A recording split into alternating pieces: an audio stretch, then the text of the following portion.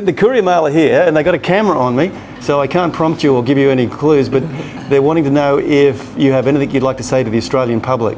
For all the support. For all the support and nice things they've been saying about you. Of course, I would like to thank all the Australians for the support that they've given me. I wouldn't probably be going to run if it wasn't for them.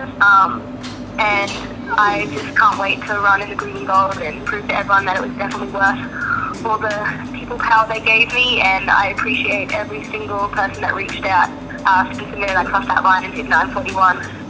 So thank you, Australia. Yeah, good work, Jen. So you love your brothers? I love my brothers. Good. Well, I'm here today with Tony and Donna Lacaze, whose daughter Genevieve has been wowing the nation over the last sort of 72 hours, guys. Seems longer than that. Very tense times. And since then, obviously, with overwhelming public support, Genevieve has resurrected her dream of possibly being able to go to the Olympics. Well, it always seemed possible and it always seemed reasonable, but we were never really positive or sure that it would happen. And I'm glad that we had John Coates on our side. We can't believe it. It's still settling in.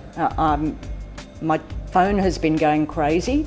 And everyone I talk to, they ask me, what's it like to be the mother of an Olympian? I'm saying it feels kind of surreal. But we're so absolutely delighted for her and happy and looking forward to going to London ourselves. Yeah, it is a strange feeling. You talk about it, people have been asking me all through her career, you know, is she going to go to the Olympics? And I said, well, that's a big ask, but I got to say secretly to myself that when she won nationals back in grade 6 or 7, I said, oh, you know, she's going to go to the Olympics. Tell us a little bit about Genevieve's sort of early love with running. So she started quite young, didn't she?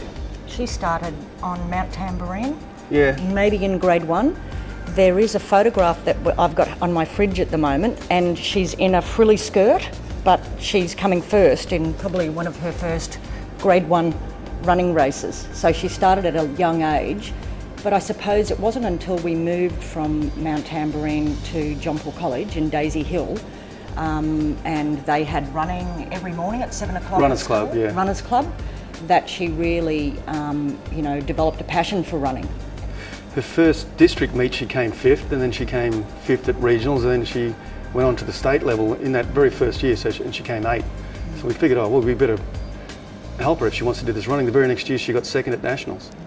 And actually there's a very interesting story, a bit of a funny story, behind that particular race and her very first prize. You want to tell us a little bit about that? Oh, she was going to nationals, and she said, Dad, what do I get if I win? And I said, well, what do you want? She said, a horse or a pony. I said, well, no, you're not getting the pony under any circumstances. What else do you want? She said, how about a waterbed? Yeah, if you come first at nationals, you can have a waterbed.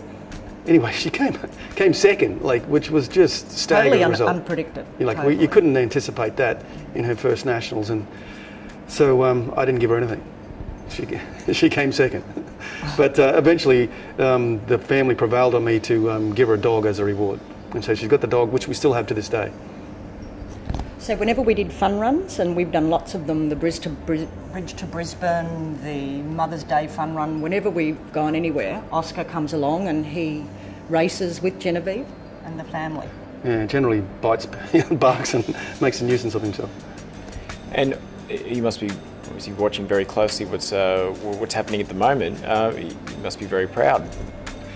You know, we've watched Genevieve's career very closely for so long, and we feel every up and down. And this year, all of a sudden, you know, she's just started to hit a strap. She had an amazing college season. I was over there watching her at nationals, and it's funny, she was depressed and upset that she got 2nd in the nation, in the American nation of college athletes. She came 2nd, and was disappointed because she didn't do the time that it would get her into the Australian team. And when we were offered a chance to run again, and we knew it was 2 days after the closing of the criteria, we just took it, you know, she has to do it, so she did it, and just, I won't say shocked anybody, no, but I will say she ran out of her skin and did the A qualifier. But yesterday when we got the news, Tony, as soon as he got the phone call that Genevieve was in the team, he rang me, and then, texted me, then we rang each other, but we're congratulating each other. We're just going, we've produced an Olympian, and I'm like, congratulations, Tony, and he's no, congratulations to you. And we were congratulating each other, but It's amazing. I still have to pinch myself. And Genevieve's the same. I spoke to her on the phone this morning and she's like, Mum, I find myself wandering along and then I've got this big smile on my face that people are staring at me, but it's just because she's so happy. And just finally, you mentioned the fact that both of you ran, all your boys run, Oscar runs. Having an Olympian in the family, explain to us what that means to your family in particular. I can't believe it, but Tony and I had a toast just before. We clinked our glasses together and we just toasted to our gene pool. Yeah, well, I'm not sure there's some accident there. Like I think all the good ones, all the good genes went to one, and the boys will hate me saying that. No. But I mean, everybody puts Olympians on a pedestal, and I think athletics is possibly the toughest sport to excel at, and I think running in particular, just straight out running. Everybody runs. Kenyans, Moroccans, Algerians, Americans. It's the toughest sport. It's the toughest sport that you could possibly compete in. If she can appear and win or perform well on a world stage, to me, in my mind, she's at the top of the athletic ability. And like she said on the phone just before, after her race, she's like, Dad, I feel fresh, I feel great. I think she is still hitting her straps. I think she's got a lot more. Yeah, she has. That she can produce in the next couple of weeks, but we'll see. It doesn't matter, it's not important. It's marvellous. My daughter's going to London.